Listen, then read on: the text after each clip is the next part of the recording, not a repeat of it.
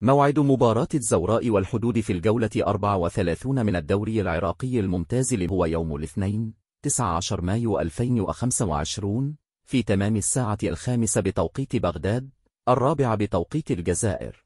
متصدر للترتيب مع نادي الحدود على أرضية ملعب الساحر أحمد راضي في بغداد. الزوراء خلال اللقاء وهو في صدرة الدوري برصيد 71 نقطة متساويا مع الشرطة، ويسعى لتحقيق الفوز للحفاظ على الصدرة والاقتراب من اللقب. الفريق يعيش فترة مميزة حيث حقق 4 انتصارات وتعادل في آخر 5 مباريات، أما الحدود فيحتل المركز الأخير برصيد 17 نقطة ويأمل في تحقيق نتيجة إيجابية لتحسين موقعه في جدول الترتيب. الفريق يعاني من سلسلة هزائم حيث خسر في آخر 4 مباريات. المباراة تعد فرصة للزوراء لتعزيز موقعه في الصدارة، بينما يسعى الحدود لتحقيق مفاجأة قد تعيد له الأمل في البقاء.